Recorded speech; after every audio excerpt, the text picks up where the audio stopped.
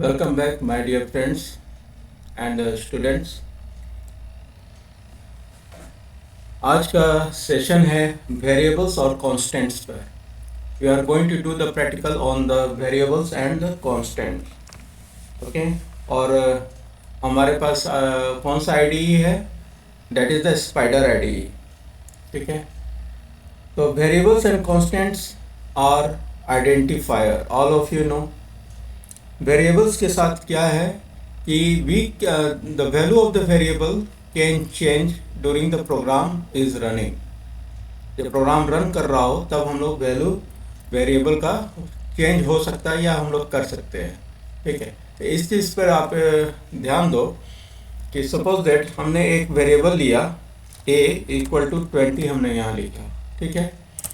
अब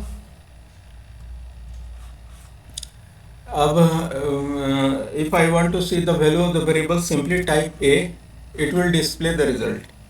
ठीक है. Now you can see the output is 20. Now at the same time in the third line I am typing a is equal to 10. Now see the output of a. Now this time it is 10. What does it mean? The value of the variable will change if we wish to. जब हमें अपनी इच्छा अनुसार या अपने काम के अनुसार वेरिएबल के वैल्यू को चेंज करना है, then we can change it. Okay. Now suppose that अब हम स्ट्रिंग लेते हैं. अभी तक तो हमने इंटीजर वैल्यू लिया है, अब स्ट्रिंग लेके देखते हैं, है ना. अब सपोज दैट एक स्ट्रिंग लिया हमने s इक्वल टू जॉन. एक नाम हमने टाइप किया. ठीक है. अब हम s लिखकर एंटर प्रेस कर रहे हैं. Now see John is going to be displayed. साथ ही साथ हम एक चीज़ और यहाँ पर इसका how to name the variable, that is also important to know. इसमें वही सारे रूल्स अप्लाई होंगे जो आइडेंटिफायर के साथ होते थे.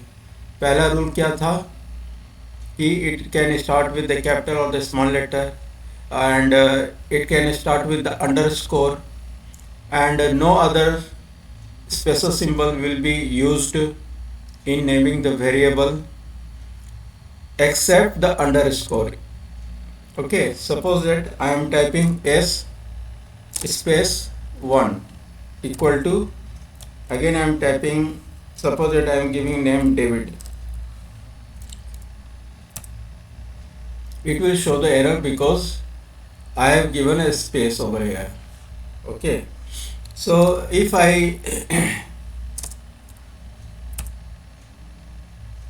ठीक है.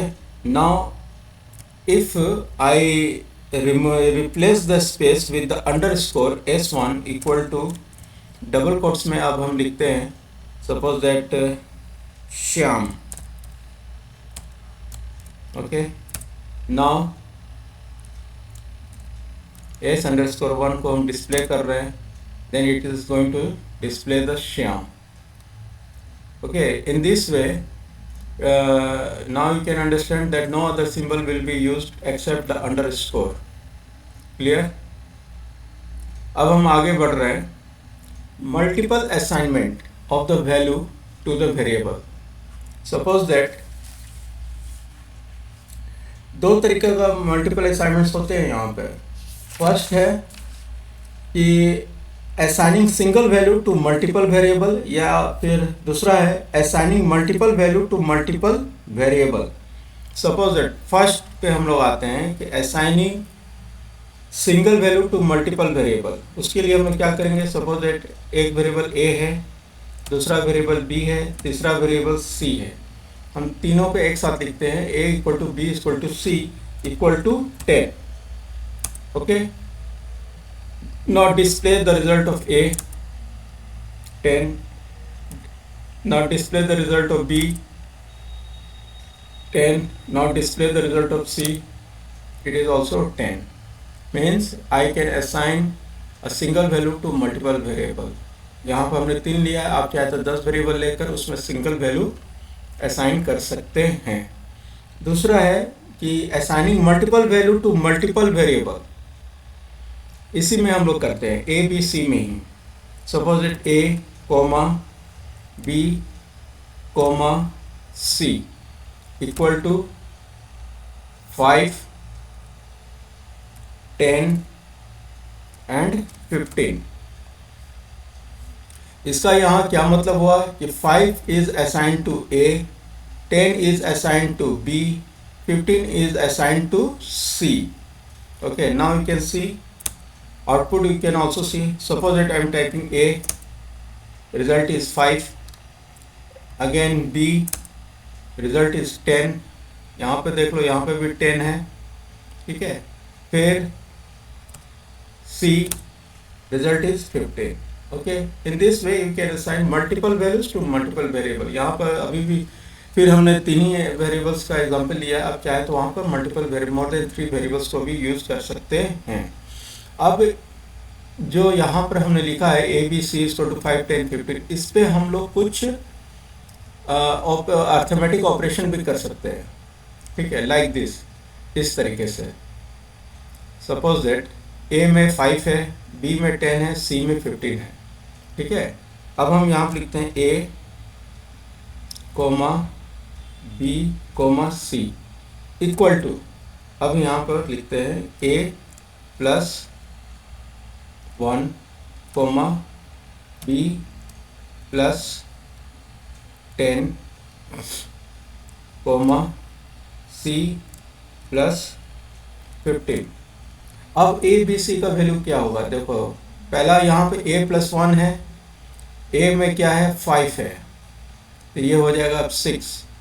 उसी तरह से बी में 10 है, अब बी प्लस 10 कर रहे हैं तो बी में क्या हो जाएगा 20, सी में 15 है, 15 ऐड कर रहे हैं तो क्या हो जाएगा 30। You can see the result, A 6, B 20 and C में क्या आया 30। ओके, हमारा जो मैनुअल कैलकुलेशन था उसके अनुसार हमें रिजल्ट मिला यहाँ पे। यहाँ तक क्लियर है? ये हुआ how to assign the value to the variable, how to do the multiple assignments in the variable. अब हम आते हैं कांस्टेंट। कांस्टेंट के बारे में आप लोग जानते हैं कि इसकी value we can not change throughout the execution of the program, but constants करके हम लोग कुछ भी हम लोग यूज़ नहीं कर सकते हैं यहाँ पर पाइथन में। ये इसका एक रिस्ट्रिक्शंस है, ठीक है। In Python it is not possible to define constant whose value can not be changed. In Python constant are defined on a modular level. समझ में आई बात? ऑन अ मॉड्यूलर लेवल पे हम लोग इसको डिफाइन कर सकते हैं, okay. And it is always written in capital letter with underscore separating words. जैसे पाई का वैल्यू कांस्टेंट होता है P I, it should be in capital, everything should be in capital. कुछ भी हम कांस्टेंट में डिफाइन करेंगे, जब हम उसको फाइल बनाएंगे तब हम उसमें उसको एज ए कैपिटल यूज करते हैं। अब हम लोग चलते हैं कि how to use the constants, ठीक है।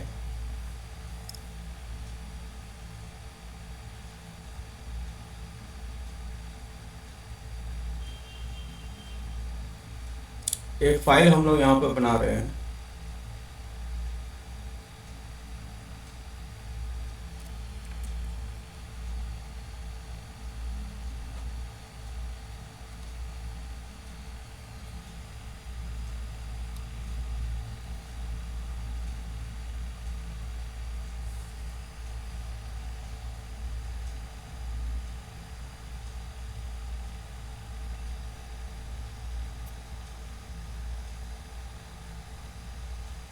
चाह रहा था कि आप लोगों को दिखा दूं जो प्रोग्राम मैंने बनाया हुआ है।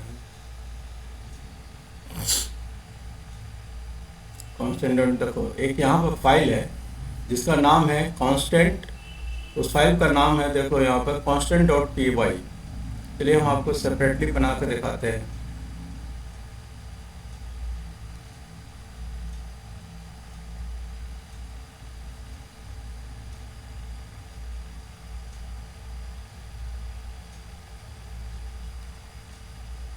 अनटाइटल जो भी लिखा है उसको डिलीट कीजिए।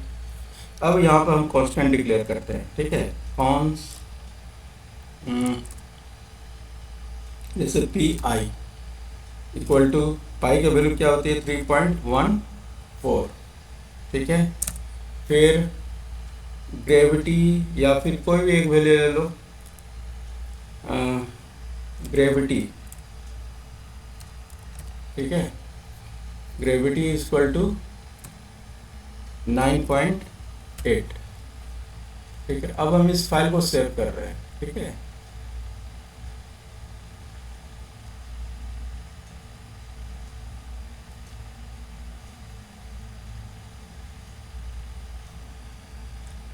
कंट्रोल एस से सेव किए। अब यहाँ पर हम नाम दिए इसको कांस्टेंट। पहले से ही फाइलें हैं constant.py, ठीक है। इस बार स्मॉल लेटर में हमने इसको सेव किया है,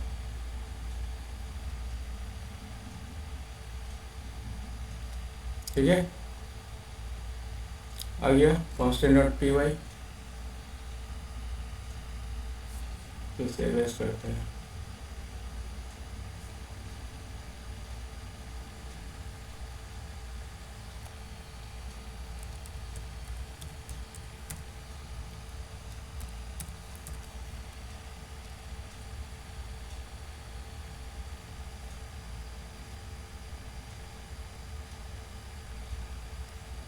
ठीक है। अब इसी फाइल को हम लोग दूसरे फाइल में एक्सेस करेंगे। सपोज दैट अब हम यहाँ पे एक नया फाइल लेते हैं, ठीक है। अब इसको डिलीट करते हैं। अब देखो, एक फाइल हमने बनाया हुआ है कांस्टेंट के नाम से। अब उस फाइल को हमको यहाँ एक्सेस करना है, तो हमें उसको इंपोर्ट करना होगा। तो हमें यहाँ पे लिखना होगा इंपोर्ट कांस्टेंट, क्लियर। देन अब हम उस फाइल को सर्च करते हैं, उस फाइल का वैल्यू को हम लोग यहाँ पे देखते हैं। तो प्रिंट, स्मॉल लेटर में लिखना है प्रिंट, ठीक है। ब्रैकेट, अब ब्रैकेट में हम क्या देंगे, उस फाइल का नाम देंगे, लाइक कांस्टेंट डॉट उस पार्टिकुलर कांस्टेंट का नाम लिखेंगे। सपोज इट पी आई हम यहाँ पे लिख रहे हैं, ठीक है, कैपिटल में ही है वो। अब हम इसको रन करते हैं, ठीक है।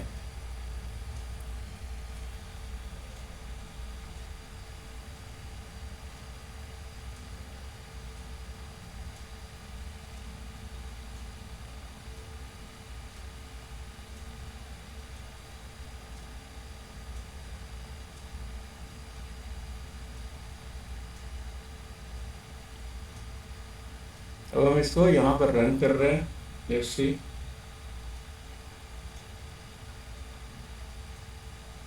देखो कांस्टेंट डॉट पी आई का यहाँ पर क्या वैल्यू शो कर रहा है कंसोल में, 3.14। उसी तरह से अब हम यहाँ पर टाइप कर रहे हैं प्रिंट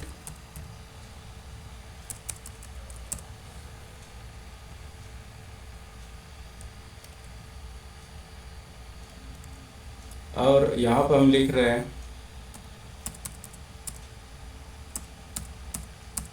ग्रेविटी, ठीक है। Now see the result.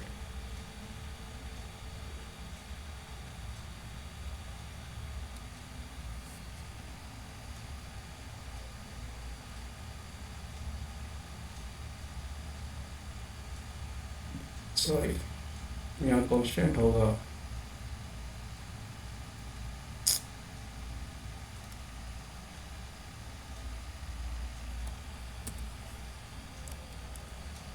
Constant dot gravity.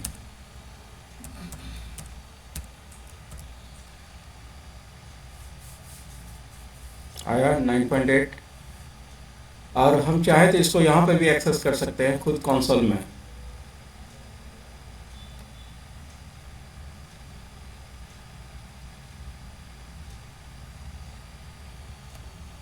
यहाँ पे इंपोर्ट कीजिए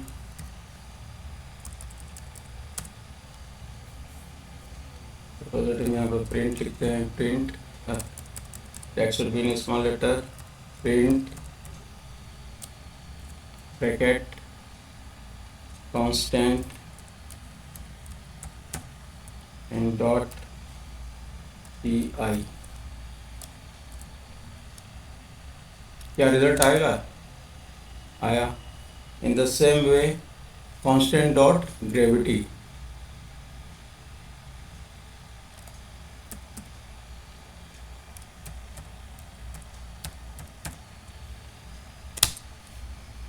नाइन 9.8। सो आज के इस वीडियो में हमने वेरिएबल्स और कांस्टेंट को समझे, है ना।